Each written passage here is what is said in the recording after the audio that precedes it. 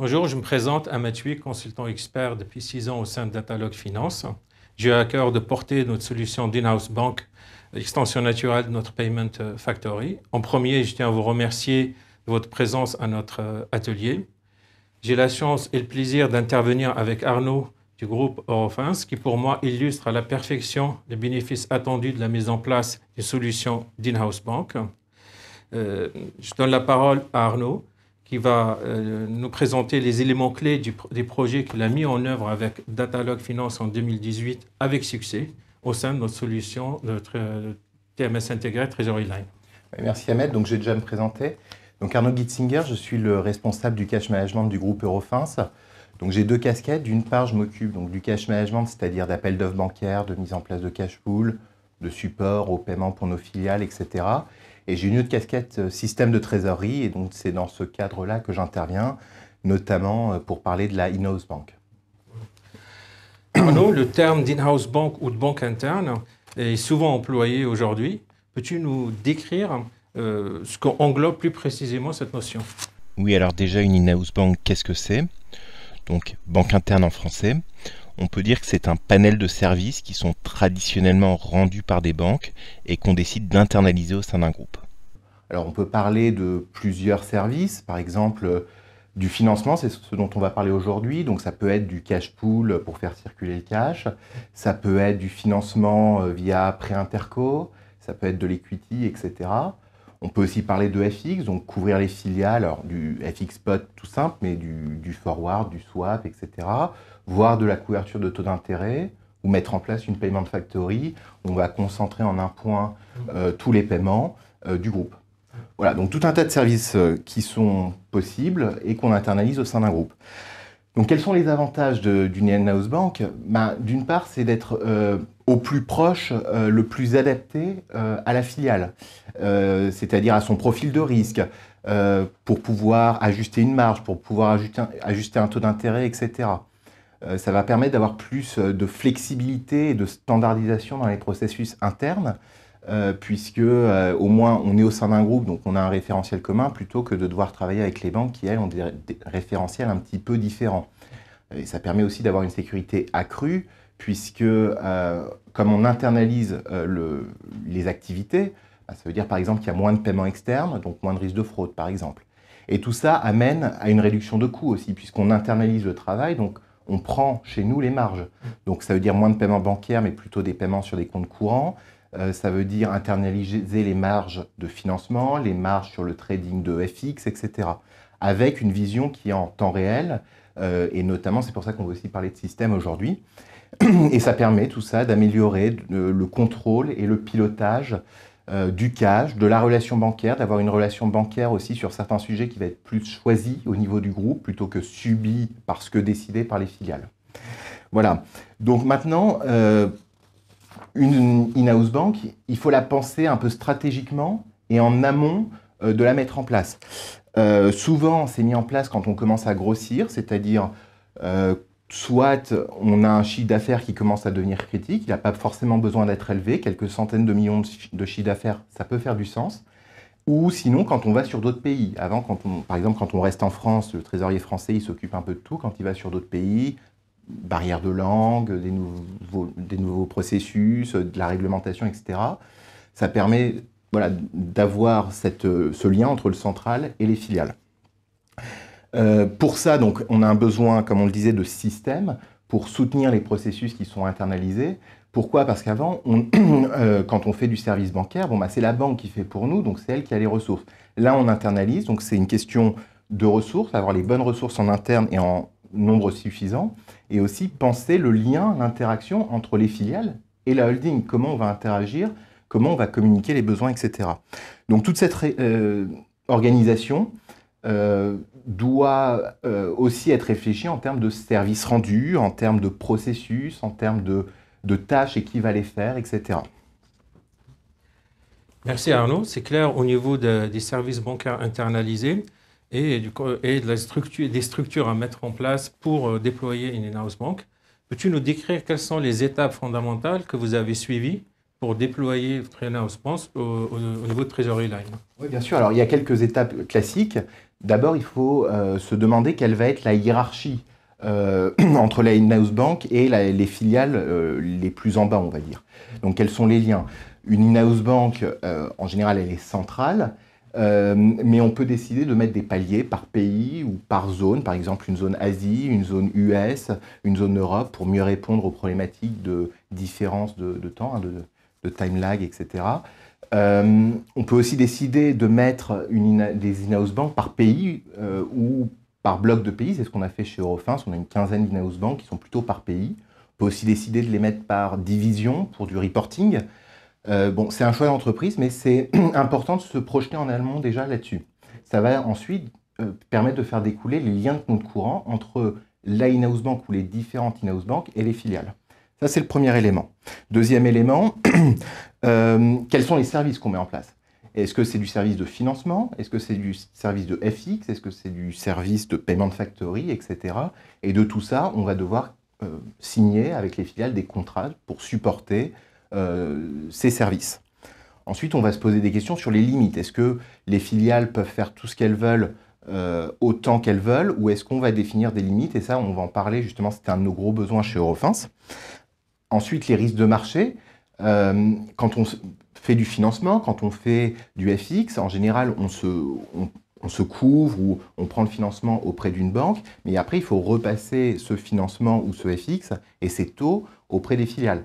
Donc, quelle marge on va prendre, quel taux on va appliquer, etc. Est-ce que la banque interne doit aussi se financer elle-même, avoir une marge ou pas? C'est des questions qu'il faut se poser pour définir le dispositif.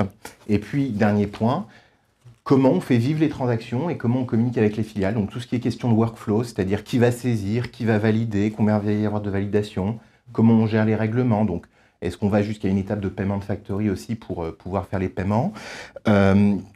Comment vont se passer les deals dans leur vie? Nous, on a des prêts à 5 ans, à 7 ans, à 10 ans. Donc il se passe des choses forcément. Donc quel est le cycle de vie du deal? Et puis, on a dit, une trésorerie groupe, c'est forcément des ressources un peu limitées. Donc, il faut automatiser, il faut industrialiser, il faut standardiser pour que ça ne coûte pas trop cher, entre guillemets, en termes de ressources internes. Arnaud, c'est clair en termes des étapes à mettre en œuvre pour déployer une in-house bank. Peux-tu nous décrire le contexte du groupe Eurofins et l'originalité du modèle qui a été adopté par Eurofins? Oui, alors je vais déjà commencer par décrire brièvement le groupe Eurofins Scientifique. Donc Eurofins, c'est le leader mondial des tests alimentaires, environnementaux et pharmaceutiques, entre autres, et dont la mission est Testing for Life. Donc ça résonne particulièrement dans le contexte de la crise Covid, où on a pu rapidement mettre en place des capacités de tests Covid dans notre branche de diagnostic clinique, et où on a pu apporter par exemple du soutien au développement des vaccins. Eurofins, c'est un groupe relativement jeune, avec une trentaine d'années d'existence, coté en bourse il y a un peu plus de 20 ans. Le groupe a réalisé un chiffre d'affaires en 2020 de 5,4 milliards d'euros et est en forte croissance.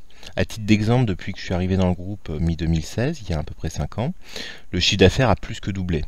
À la fois grâce à une croissance organique soutenue, mais aussi grâce à une politique intense et régulière d'acquisition.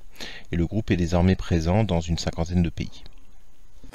On a 800 filiales, 800 labos opérationnels qui sont des filiales entités juridiques, donc ça crée une complexité de volumétrie. Ce qui fait qu'on a décidé de mettre des in-house banks, pour le coup, par pays ou par petite zone, pour avoir quand même un palier de consolidation et que tout ne remonte pas directement sur la trésorerie groupe, on a ce palier. Donc voilà, une entreprise qui est assez complexe et qui croît vite et qui bouge vite, et avec deux problématiques particulières sur le financement. Alors, premier élément, sur nos cash pools, donc l'idée c'est il faut que le cash remonte des filiales vers le groupe, ça c'est assez habituel. Chez nous, les cash pools ne doivent pas permettre par contre aux filiales de se financer, c'est-à-dire qu'elles ne peuvent pas devenir nettes emprunteuses dans le cash pool. Elles peuvent remonter du cash, elles peuvent récupérer ce qu'elles ont remonté, mais pas plus. Donc déjà, ça crée une problématique avec les banques au niveau des appels d'offres bancaires, c'est des ZBA, mais pas tout à fait. Il faut aller un peu plus loin que du simple ZBA. Sur les TMS aussi en termes de contrôle. Et puis ensuite, justement, si la filiale n'a plus assez d'argent pour se financer via le compte courant, l'argent qu'elle a remonté, bah, ça veut dire que là, il faut parler vraiment de financement, et donc de loan interco ou d'equity. Et c'était un gros besoin pour nous, l'equity, par exemple. On a assez souvent, parce qu'on a beaucoup de labos, de petits labos, on a beaucoup de labos qui parfois ont de l'equity négative, donc il faut capitaliser. Donc ça, c'était un besoin qu'il fallait absolument couvrir via le TMS. Pour le coup, ça a été fait. Ce n'est pas le cas partout. Et tous ces processus de financement sont avec préapprobation. Donc ça veut dire que là, on en revient à la question de limite. On peut pas, c'est pas open bar d'une certaine façon. On fait déjà un processus de préapprobation et on met la limite et après la filiale peut venir tirer en respectant cette limite. 800 filiales, dont le nombre ne fera que croître. Quels sont les enjeux auxquels Treasury Line vous a permis de répondre? Oui, alors il y avait des contraintes, là, métier et plus trésorier, par-delà les contraintes Eurofins. Donc, on a dit 800 filiales, ça veut dire aussi un portefeuille de loans, interco, etc., assez lourd. Donc, il nous fallait de la simplification, d'une part, et un outil nous aide bien, en général, sur l'aspect simplification. De l'industrialisation, 800 loans, c'est presque un portefeuille d'une petite banque, finalement, et de l'automatisation des processus, parce qu'on n'est pas pléthorique à la trésorerie groupe. Donc ça, c'était vraiment très important qu'on puisse répondre à ce besoin-là, qu'on soit efficace.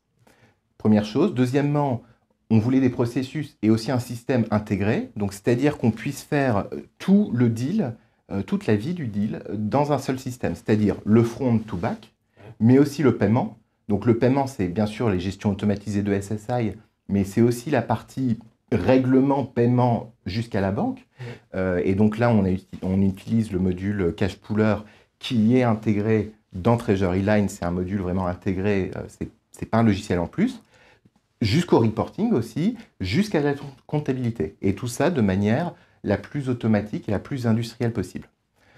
Donc ça, c'était important pour nous qu'on puisse arriver à ce point-là. Ensuite, la fiabilisation des données. Avant, forcément, on n'avait pas de système. Donc les Excel avec des choses qui ne vont pas à droite à gauche, etc. On connaît tout ça. Là, maintenant qu'on a un logiciel intégré, c'est la même base de données pour tout le monde. Donc tout le monde a le même référentiel, a les mêmes données, en fait.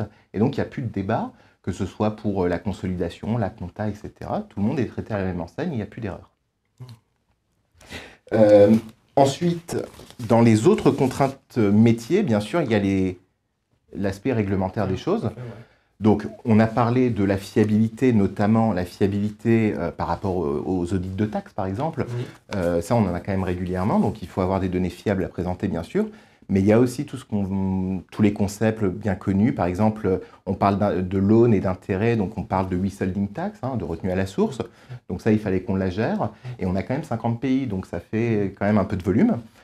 Tout ce qui est concept de arm's length et de base erosion and profit sharing que les trésoriers maintenant commencent à bien connaître, donc c'est-à-dire s'assurer qu'on donne le bon pricing à la bonne filiale. Bon, c'est quelque chose qu'on fait, on va voir comment, mais on a des spreads qui sont différenciés par type de filiale, et encore une fois sur un portefeuille assez large de 800 tranches de financement. Donc il a fallu gérer tout ça, et donc si on va juste dans les chiffres peut-être, on a à peu près 10 types de loans différents, du bridge senior, du bridge junior, du bridge DS, qui sont des prêts à court terme, du senior, du junior, du DS, qui sont des prêts à long terme pour le coup. On a aussi du financement immobilier parce qu'on détient notre immobilier en propre. On a des prêts à taux fixe, etc. Donc une dizaine de conditions différentes, multipliées par le nombre de devises, à peu près 20 à 25 devises sur nos loans. Donc on arrive à peu près 250 conditions standards d'intérêt. Et en plus de ça, on a des prêts un peu particuliers, un peu ad hoc, à peu près 150 en plus. Donc on a à peu près 400 conditions financières. De ça, il faut encore ajouter la withholding tax sur 50 pays. Donc ça fait un nombre de combinaisons possibles assez important. Et donc là, on voit par exemple sur les rapports, voilà, on a des fee conditions qui sont standardisées. Avant, c'était de l'Excel, il pouvait y avoir des erreurs de remise à jour de taux, on ne prend pas le bon taux sur tel prêt, etc. Là, c'est une fee condition liée à une saisie utilisateur qu'on verra après, et au moins le logiciel fait les choses correctement. Alors, tu viens de décrire les enjeux auxquels Treasury Line vous a permis de répondre. Je propose qu'on rentre dans le vif du sujet. Votre problématique d'in-house bank a commencé par le processus de remontée de cash. Oui, alors c'est le plus simple, mais c'est jamais simple chez Eurofins. Donc déjà, on voulait quelque chose de totalement automatisé, de totalement industrialisé, notamment parce qu'on a un volume qui est important, on a à peu près 1000 comptes courants. Donc c'est quand même assez volumineux, notamment parce que beaucoup de filiales, mais aussi beaucoup de devises. Donc il fallait que Le processus soit automatisé au maximum. Pour l'automatiser, c'est facile. S'il y a du cash pool ZBA, on importe les relevés de compte, le système lit que c'est du cash pool, transfère ça sur le compte courant. Si maintenant c'est du cash pool manuel, parce qu'on a des filiales qui ne sont pas intégrées ou quoi, on peut tout à fait saisir des banques à banque qui va nous faire le paiement, qui va être envoyé dans le module de Payment Factory pour signature, envoi en banque. Le lendemain, on récupère le relevé, on fait le rapprochement, ça passe sur le compte courant. Donc cette partie-là est totalement automatisée. En plus de ça, il fallait qu'on ait une comptabilisation automatisée. Donc ça, via des jobs qui tournent régulièrement, la compta se fait toute seule. On a aussi mis, comme on l'a dit, des découverts autorisés sur les comptes courants. Donc ça nous permet, soit a posteriori sur les comptes courants de cash pool, ZBA, d'avoir une alerte si la banque a mal fait son travail et qu'elle a rendu la filiale nette emprunteuse dans le système. Bon, je précise, ça arrive jamais. Et puis l'autre possibilité, c'est si on est sur du cash pool manuel, donc avec saisie d'un banque à banque, là on a un blocage, c'est-à-dire que le user ne peut pas saisir, il va avoir un écran qui s'affiche disant c'est pas possible, c'est bloqué à cause de ce découvert. Donc ça c'était important. On a le calcul des ICNE, des échelles d'intérêt qui se fait automatiquement, avec des rapports qui sortent et qu'on envoie directement aux filiales par mail. Donc le processus de bout en bout, depuis la saisie ou depuis le travail des banques via les cash pools ZBA jusqu'à la comptabilisation, jusqu'au reporting, se fait automatiquement. Par ailleurs, on a une spécificité chez Eurofins, on paye nos intérêts de compte courant en compte bancaire. En effet, il faut que les banques connaissent l'ensemble de nos flux pour pouvoir calculer une position de pré-emprunt de cash pool correcte, puisque les banques doivent suivre ces positions pour effectuer un éventuel blocage du cash pool et éviter qu'une filiale ne se retrouve nette emprunteuse. Donc le fait de payer les intérêts de compte courant en compte bancaire, ça n'existait pas dans Treasury Line, et c'est suite aux ateliers que le chef de produit m'a rappelé pour s'assurer du besoin. Et les équipes Datalogue ont développé donc cette fonctionnalité pour Eurofins, considérant que c'était notre droit de vouloir payer nos intérêts de compte courant en compte bancaire, alors qu'aucun autre client Datalogue ne le faisait. On voit bien que le processus de remontée de cash a été très bien industrialisé et donc simplifié. Je propose qu'on aborde le sujet clé de cette présentation, qui est le financement des filiales. Et alors celui-là, c'est effectivement le point clé de notre appel d'offres, c'est ce pourquoi on voulait vraiment avoir un système. Alors, déjà on a dit, donc on est sur le financement, la redescente de cash aux filiales. Il fallait que ce soit simple pour les utilisateurs, que ça gère à la fois les loans avec toute notre complexité de panel de loans et aussi l'equity, qui n'est pas géré par tous les systèmes. Et il fallait que les filiales puissent saisir régulièrement et puissent rembourser aussi régulièrement, voilà, qu'il y ait un échange assez facile, assez aisé sur l'instrument en question. Donc là, je me souviens de quelques nocturnes qu'on a faites. Voilà. Et c'était vers 1h ou 2h du matin, je me souviens, on réfléchit, etc. Et puis on trouve en fait le système en fait, de RCF bancaire, c'est-à-dire ligne de crédit, tranches, et puis ensuite des tirages qu'on empile les uns sur les autres. Et on s'est dit... Dans la démarche d'industrialisation et d'automatisation. Exactement. Et ça répondait à tous nos critères. C'est-à-dire qu'il y avait cette possibilité d'empilement, de remboursement, ça collait bien pour toutes nos contraintes comptables, ça collait bien en termes d'automatisation, etc. Et donc on s'est dit, on va là-dessus. Donc voilà, ça c'est les petites joies des projets. Voilà. Et donc on a fait ligne de crédit un peu technique, après tranche où là on va qualifier la tranche en question, est-ce que c'est un loan ou est-ce que c'est de l'equity, et ensuite on va mettre le type de loan. Donc si on voit sur l'écran de saisie ici, on voit au milieu de l'écran en haut un subproduct qui est loan et un analytical center qui est du bridge senior. Voilà, et de ça, plus une saisie de montant, de devises et de dates, finalement les données que la machine ne peut pas deviner, il faut bien que je les saisisse, mais ce sont les données nécessaires et suffisantes, on va dire. À partir de là, il va y avoir une automatisation du calcul d'intérêt et tout dont on va parler. Et basé sur cette tranche, ensuite, on va empiler les tirages, donc c'est simplement les flux de paiement ou de remboursement. Vous avez quand même plus de 800 lignes de financement. plus de 400 conditions, comme tu l'as dit tout à l'heure, des ressources réduites. Comment vous avez fait avec Treasury Line pour améliorer votre productivité? Oui, alors on a capitalisé sur le système de ligne de crédit, tranche et ensuite les tirages. Et on a utilisé en fait pour le calcul des intérêts qui va entraîner les règlements, etc., le concept de frais d'utilisation qu'on met sur la tranche et la tranche va calculer les différents, au quotidien, en fait, la position de tirage pour le calcul des intérêts. Donc, pour répondre à ta question, Ahmed, on a beaucoup capitalisé sur tout ce qui est job, etc. Et sur le paramétrage admin. On voulait que les users en aient le moins à faire, en fait, parce que plus il y a de saisie user, plus il y a d'erreurs, on va être clair. Donc, on a essayé d'internaliser ça plutôt côté admin et laisser la saisie de manière très simple au niveau user. Donc là, on va voir quelques écrans de l'administration. Donc, si on commence par l'écran du milieu, c'est la condition d'intérêt. Donc cette condition d'intérêt, comme vous le voyez, elle a un certain nombre de critères à gauche, donc notamment une devise, notamment un filtre qui permet de savoir, alors dans le filtre, on n'a pas détaillé le filtre, on voit que c'est un loan de type Bridge DS, je crois, que c'est une devise en yens, etc. Donc le filtre maintient toutes ces informations-là, et basé là-dessus, donc toujours sur l'écran du milieu, partie droite cette fois, on voit les périodes d'intérêt, donc des périodes qui sont ici trimestrielles, avec des taux, les taux trimestriels. Et ce sont les taux qui vont s'appliquer à la saisie. Si on prend l'écran de droite maintenant, on voit l'écran de paramétrage de la retenue à la source. Donc là, les conditions, c'est quelle est l'entité qui va recevoir les intérêts, quelle est l'entité qui va les payer, quelle est la devise, etc. Donc encore des critères et des filtres, d'une certaine façon. Et basé là-dessus, on dit, voilà, dans ce contexte-là, la retenue à la source, c'est tel pourcentage. Ici, c'est 10%.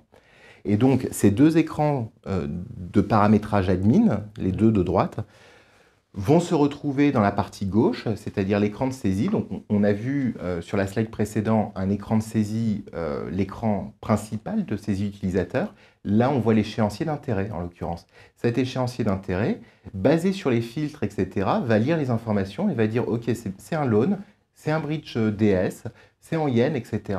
Basé là-dessus, il va mettre les différentes périodes avec les taux associés et en dessous la withholding tax. Donc là, on voit que les users ont rien fait là-dessus, c'est vraiment le paramétrage et simplement leur saisie d'écran principal avec leurs 10 données, disons, nécessaires et suffisantes. Voilà. Et après, on a des jobs qui, tous les soirs, vont recalculer, suivant les tirages, les remboursements anticipés, etc. On a des jobs qui vont recalculer le montant d'intérêt sur chaque période. On a aussi un job de fixing qui va tourner tous les jours, mais qui va fixer notamment tous les trimestres. En fait, on a des intérêts qui sont variables suivant les saisies, suivant les tirages et les remboursements, durant toute la période. Et une fois que la période se finit, il faut bien fixer ce qui est variable, dire ça y est, la période est finie et je connais mon montant figé, ce qui va permettre aussi de libérer le règlement, qui va passer voilà, dans la payment factory, etc., aller en banque, etc. Et puis, on a les jobs de compta qui tournent tous les jours, etc., et qui nous automatisent tout. Donc, une saisie simplifiée user avec après un process front-to-back juste pour la validation, et tout le reste se fait de manière automatisée avec des jobs. Donc là, en fait, toute la réflexion a été menée en amont, donc dans l'aspect administration, par la définition des règles. C'est ce qui permet par la suite d'avoir ce fonctionnement fluide et automatisé. Qu'en est-il au niveau du cycle de vie et du reporting? Oui, alors c'est important parce que, comme on le disait, nos financements sont à long terme. Donc, les financements les plus courts qu'on ait, c'est du financement à 1 an. On a des financements à 5 ans, à 7 ans, à 10 ans, voire 15 ans. Il peut se passer plein de choses dessus. Donc, on l'a dit, les filiales peuvent tirer, mais peuvent rembourser par anticipation si elles ont du cash aussi. On peut augmenter le montant qui a été préapprouvé. Hein. On a dit, chez Eurofins, on est sur un processus de préapprobation, mais si la filiale a de nouveau besoin de cash, on refait un processus pour augmenter. Il faut pouvoir augmenter le montant préapprouvé, pouvoir le diminuer dans certains cas. Il faut pouvoir changer aussi, par exemple, le type de prêt. Par exemple, une filiale était sur un senior, mais sa balance sheet, son PNL, etc. vont changer. Donc, on va remettre à jour. On va dire c'est un junior. Donc, il faut changer à la fois la qualification du prêt, mais il faut aussi changer l'échéancier d'intérêt qu'il y a derrière, etc. On peut changer On peut étendre aussi un prêt, par exemple un prêt à 1 an, bah oui, parfois il faut le rouler, il faut l'étendre. Donc voilà, tout un tas d'événements qui doivent pouvoir se faire et derrière, avec des jobs, on automatise toutes les autres actions qui s'enchaînent de par le premier événement. Donc ça, c'est le premier élément important, c'est la gestion du cycle de vie. Il faut pouvoir tout faire sur des deals qui durent longtemps. Il faut aussi, donc, comme on l'a dit, pouvoir payer les nominaux, les intérêts. Donc là, avec le module Cash Pooler qui est intégré dans Treasury Line, c'est facile. Et puis, donc, le reporting, puisqu'on a une base de données unique. Donc tout le monde a accès à la même information et on peut sortir alors des rapports de tickets d'opération, un reporting de portefeuille. On a quand même, comme j'ai dit, 800 tranches, 800 types de financement. Donc il faut quand même qu'on puisse suivre notre portefeuille. C'est presque comme une petite banque d'une certaine façon.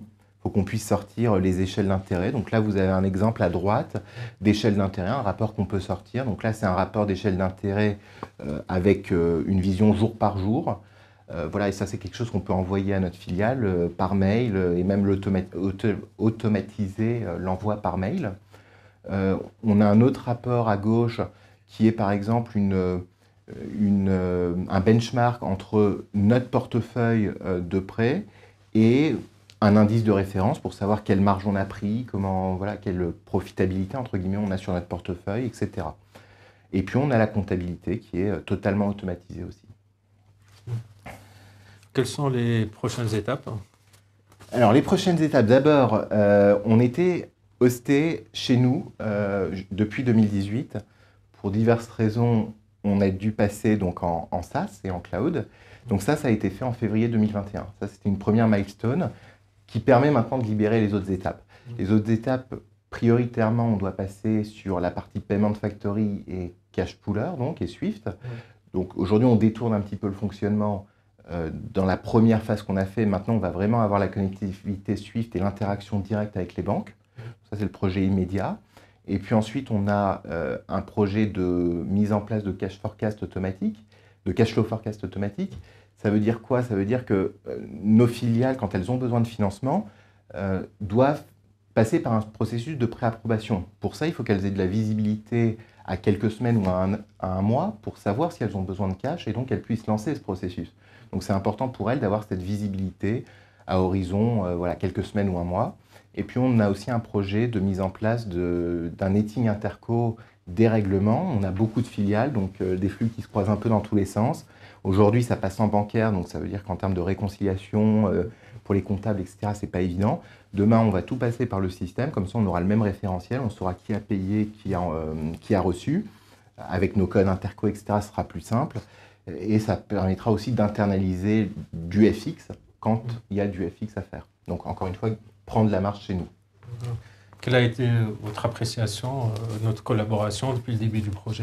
Elle a été très bonne. Alors déjà, on a eu un projet qui a été livré dans les temps, ça c'est important. On a fait l'appel d'offres en décembre 2017, enfin on a choisi Datalogue en tout cas en décembre 2017. On a fait les ateliers en janvier 2018 et on est passé live en juillet 2018. Donc ça a été très court. 6 mois pour faire un projet de cette envergure-là, c'est pas commun. Et ça a été délivré dans les temps et avec une bonne qualité.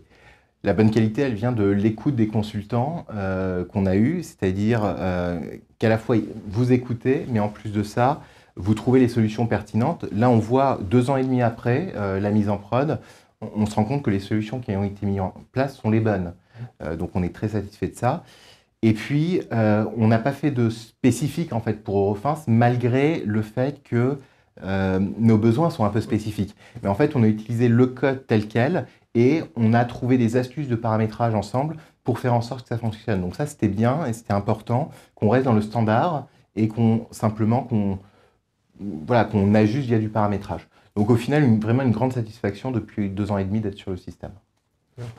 Pour conclure, je souhaite insister sur les points forts et différenciateurs de Treasury Line. Le premier point fort porte sur sa capacité à couvrir l'ensemble des fonctions du métier du trésorier, tout en assurant une fluidité inégalée d'intégration dans le système d'information par un paramétrage de 100% des interfaces. Le second point fort porte sur la capacité d'adaptation au processus client et la capacité d'évolution de la solution grâce à son paramétrage natif et dynamique.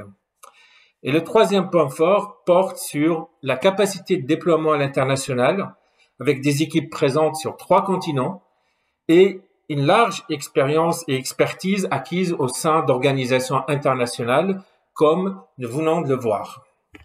Par ailleurs, TreasuryLine est proposé en solution SaaS ou en solution on-premise. Enfin, fort de ses 20 ans d'expérience dans le monde de la Payment Factory, TreasuryLine se distingue et est reconnu sur l'ensemble de son TMS par une automatisation accrue des processus, un très haut niveau de sécurité et des performances éprouvées et fortes. Et moi, je voulais juste remercier aussi, penser à tous nos trésoriers qui en ce moment vivent une période difficile de Covid. En ce moment, c'est chargé pour tout le monde. Et puis, je voulais remercier aussi Datalogue de s'être organisé justement dans la période de Covid pour assurer le support qu'il fallait à ses clients. Merci à Arnaud. Et merci aux équipes du groupe Eurofins et au groupe Eurofins pour les tests Covid qui sont effectués depuis plus d'1 an. Je remercie l'ensemble des personnes présentes aujourd'hui. Je vous invite à revoir cet atelier très bientôt sur notre chaîne YouTube et à nous contacter par l'un des moyens qui s'affichent.